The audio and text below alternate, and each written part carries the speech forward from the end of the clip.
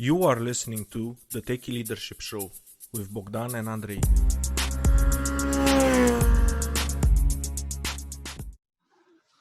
Hello and welcome to the Techie Leadership Show. Today with me I have Lee Cockerell.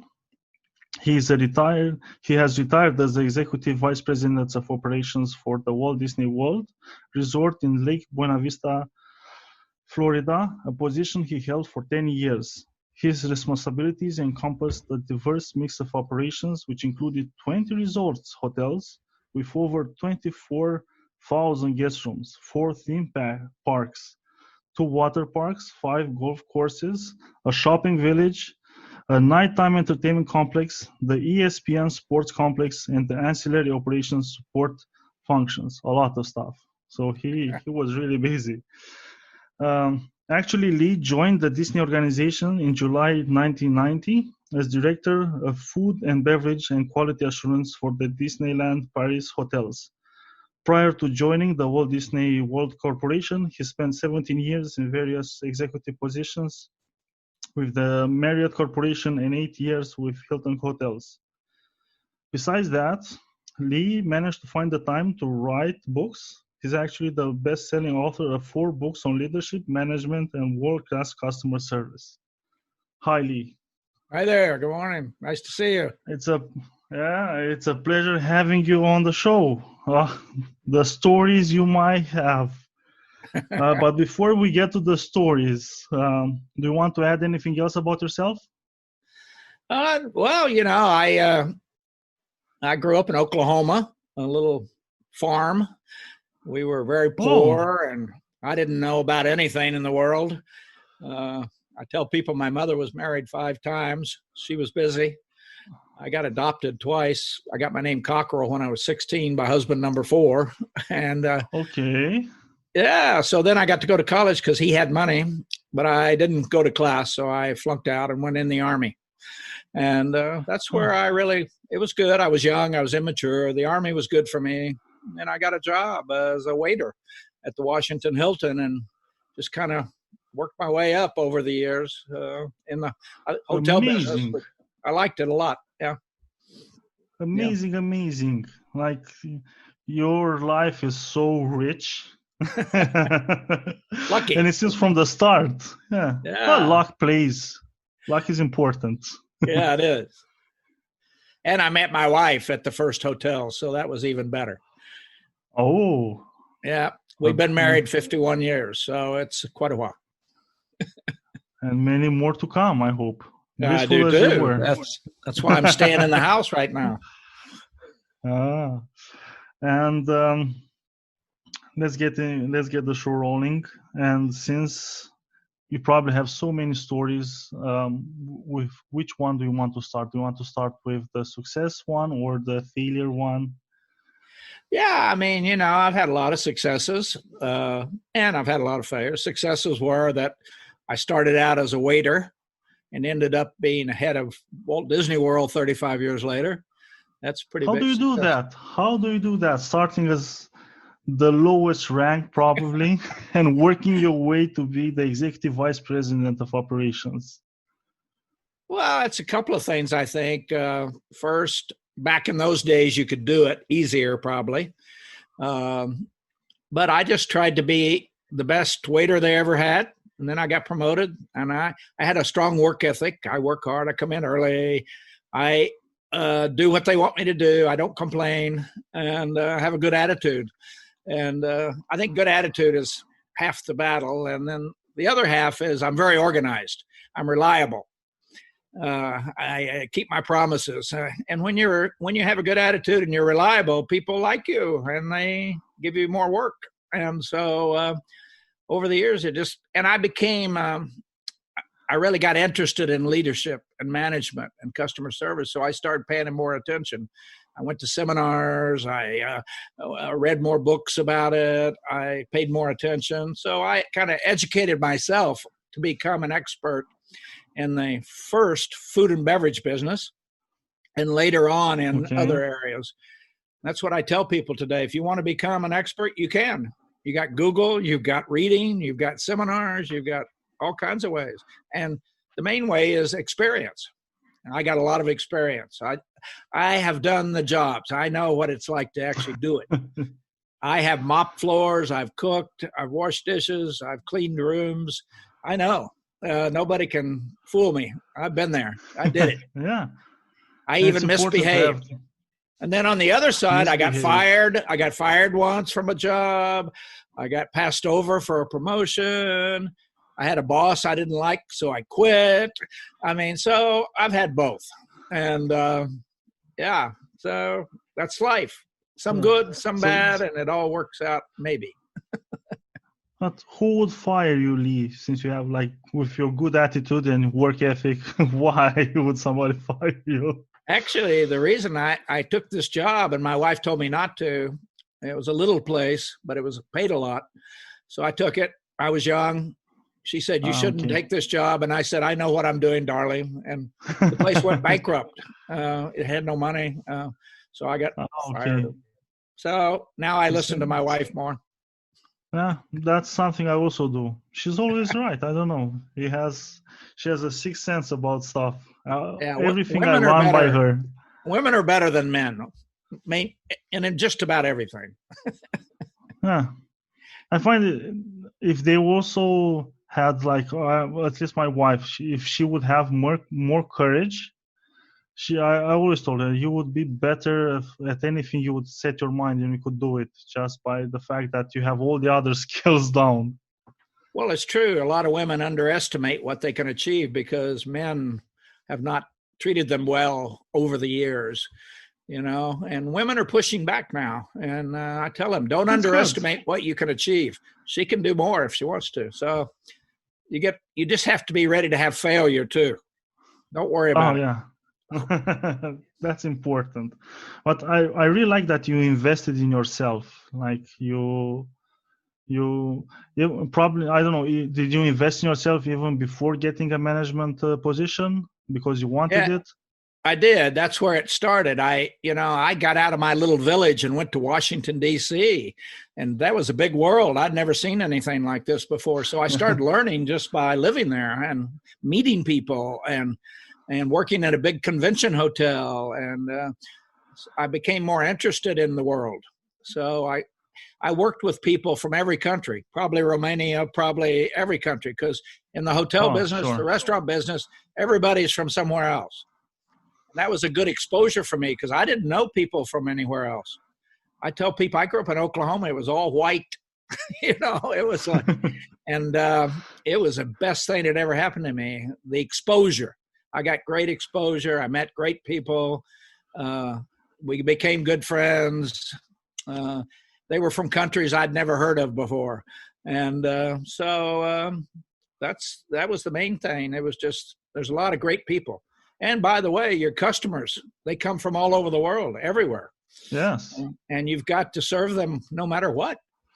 And so that was a good thing for me. Yeah. Yes, getting exposed to a lot of cultures, it really opens you up to new experiences. That's Absolutely. What I find. I say you need education, you need experience, and you need exposure. And those three things are what will help you. Education doesn't have to be in college. You can educate yourself. You can go to classes. You can read. You can ask questions. And then exposure, meet other people, travel, and experience. Do different jobs so you become an expert. And then, hey, what are you going to do then? Just like Lee did. Yeah, it happens after that. If you do those three things, you will be successful. Okay.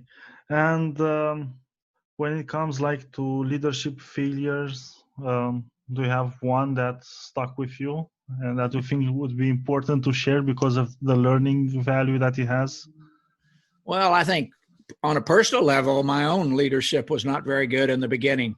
I was a good manager. I could get things done, but I wasn't very respectful of people. I just made them do things. I probably intimidated them. I kind of abused my position. So that's one. And then I've had many people over the years who worked for me who didn't treat people properly. I had a chef. He was a great chef, but he treated people so badly, they all quit. So, I watched that. It's always about people. If you don't treat people respectfully, nothing works. And so I always remind everybody, it's not about how smart you are. It's not about, at the end of the day, you need to treat people respectfully, and then they will help you be successful. So those are the things I think about a lot. And you see it every day around the world. You see it in our governments. Yes. You see it in the church. You see it. I mean, it's unbelievable how many people misbehave. I mean, Yes, it's unbelievable. And so I think about that a lot. Even if you're a parent and have children, you've got to be careful what you do.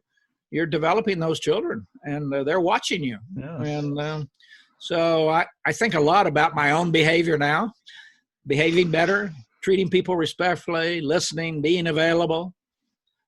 You know, like you called and you said, "Can we talk?" I said, "Yes." I could have said no, but I said, "Why?" Yes. You know, And I just be appreciate nice. Be nice. And also, so that's it's how I important think about things.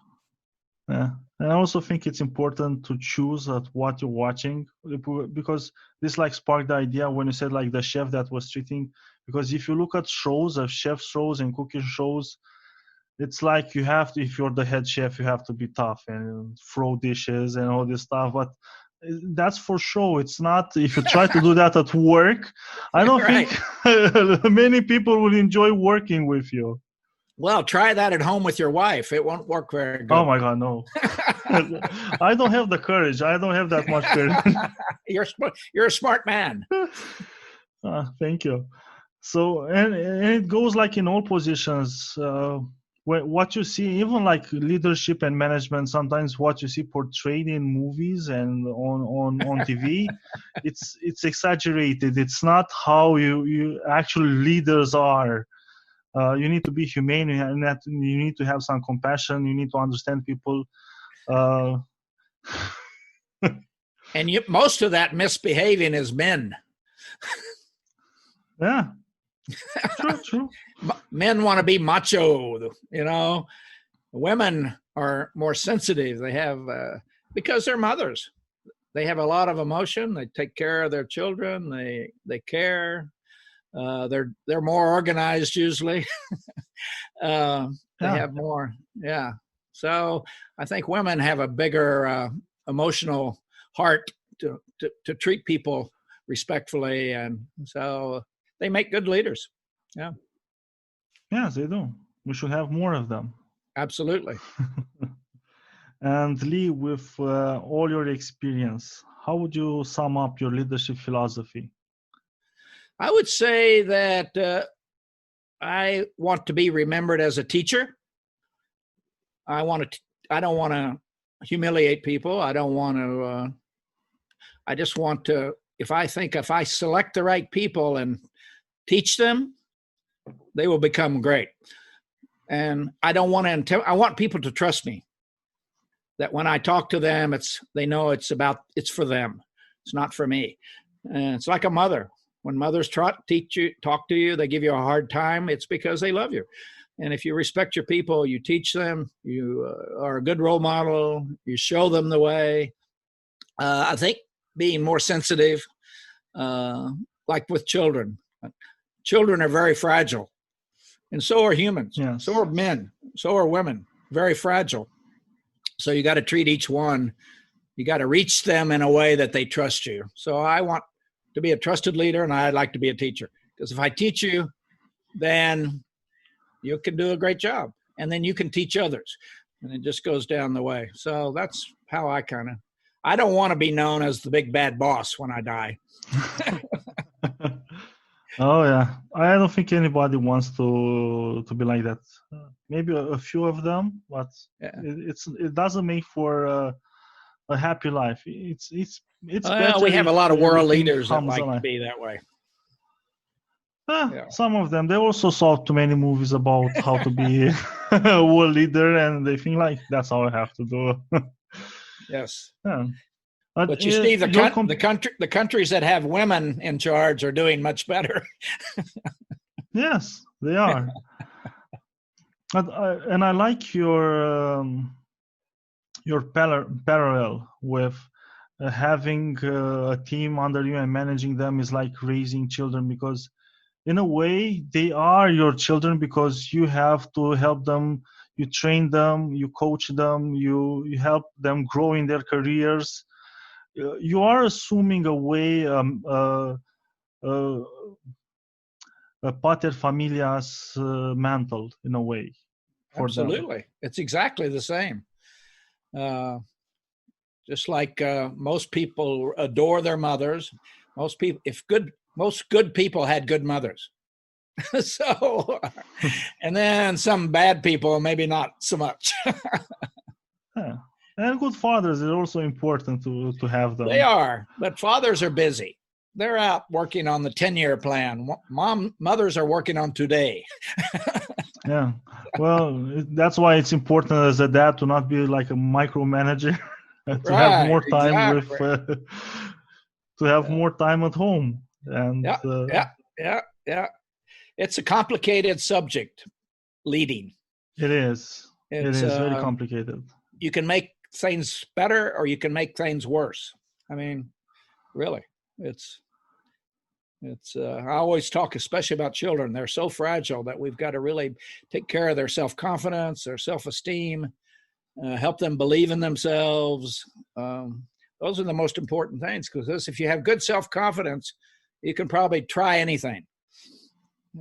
If you believe in yourself and people show appreciation to you, you feel better about yourself, you will try things. And that's, attitude. And this leadership thing is so important that I think a lot of people don't understand how powerful it is.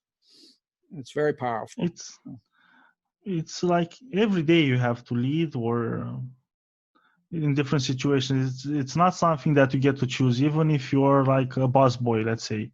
You Right. still have friends, you have groups. Where do we go to have fun tonight, or what should we do this weekend? There's always a dynamic of leadership and happening. It's how our society is structured. It's not something you can avoid, because I'll never be a manager, I'll never be. You always have to, at least you have to manage your own life. So. Exactly. I say, if you go out drinking, go out with somebody who has good judgment, so they take you home early. They don't get you in trouble. It's judgment. And since we're talking, like, for aspiring leaders, what would be the top 3 leadership tips you would have for them? I say, number one, don't underestimate what you can achieve in your life. You can do. When I was 20 years old, I knew nothing. I didn't know I could be anybody. But, over the next 30 years, you got a lot of time to become better. I would say, make sure you understand it's never too late to be better. It's never too late to be smarter. It's never too late to get experience. It's never too late to change your mind. It's never too late. People often, it's never too late to improve your health. It's never too late to improve your attitude.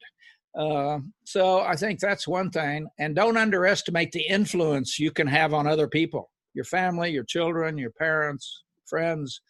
You can be a powerful influence to help people be better. And that's your job, is to make people better. Mothers make children better citizens, and leaders make people better leaders. And we're not there to intimidate and push people around, and we're there to grow them into better people. So I think you have to think about your own behaviors every day. Are you making things better for people or worse? It's that simple. And are you treating people respectfully or not? Are you getting smarter or not? Are you defensive or not? It's all about, you got to change yourself before you can change anything else. And I tried to control my wife for 25 years, and then I changed and she got better. So you can't, only person you can control is yourself, and you have to remember that. If things are not going well, it's probably your fault. Actually, that's like what you just hit the nail on the head, because the most powerful thing that I've learned when it comes to human dynamics is, if you want to see change in a person, change yourself. And then you're going to see a change in that person. And it's easier to change yourself. I mean, you can try to get the other person to change, but tried it and I failed each time. No, you can't. And other people cannot change me, but I have sovereignty over myself and I can change myself. And it works. It really works. It's amazing. Absolutely. But you have to understand and listen to other, listen to your wife. She probably knows things you need to do better. For one thing, there's at least one person in your life who will tell you the truth, and that's usually your wife. So Yes. Listen to her. And my wife has given me many good recommendations about my own behavior over the years. And I've gotten better because at first I don't like it, but eventually I come around. Yeah. Nobody likes to see the painting with the flaws in it. So No, I hate criticism. everybody does, but it's useful, especially if you have a person that has compassion and they want to help you. Exactly. Empathy and discipline. Those are the two things you need to have to be successful. Empathy so people will trust you, and discipline to do the hard things. It's hard. That's what mothers do. They have empathy and they have discipline, and they use them both. Yes. Yeah. And now, when you think back, what would be the book that had the most profound impact on you? Well, early on, I read a lot of books I found here and there, but I think that book, The 7 Habits of Highly Effective People by Stephen Covey, I first started reading that in '89 when it came out, and it struck me. First, it's simple, and anybody can understand it. And if you do those things, you become known as a better leader. People respect you. It just helps you in how to be better every day. So I like that book a lot. I read The Effective Executive by Peter Drucker. That's an old book. I like that a lot. It helped me understand. So things like that. Yeah. Yeah, it's good. And I see lots of people praise the 7 Habits of Highly Effective People by Stephen Covey. It's really good. Changed a lot of life. It does. It makes you think differently. Yeah. And Lee, if people want to find out more about yourself, where should they go? Well, I have everything in one place, and that's on my website, leecockerell.com. Okay. And there's a lot of free things on there. There's videos, there's courses that we're going to offer for sale. Probably in the next 3 or 4 weeks, we'll have 10 courses, one on time management, one on leadership. We have one on there for students, how to get into the workforce. We have 30 things people should know that they probably don't know about how to be more successful. We have one on how to make decisions, decision making, many courses. So they'll be on there. You'll find them there eventually. We're getting them done and finished. And and we priced them very cheap. So people, a lot of people are sitting at home now. So there's one course on how to plan your day. I think it's $19. Stuff like that. Just, $19, $39, $49, $89. So it just depends on the course. Some of them are 3 and 4 and 5 hours long. Some are an hour. So we think that's a good way for young people to learn. They can go on their phone, they can go on their laptop, their computer, and they can become smarter. And so that's what we're doing, and everything's there. Our podcast is on there too. My podcast, Creating Disney Magic, is on there. There's 300 episodes. So 300. We do one a week for the last 6 years. Nice. 15 minutes every Tuesday morning. That's all 15 minutes short. That's about all people can focus. So 15 minutes. Everybody can find 15 minutes.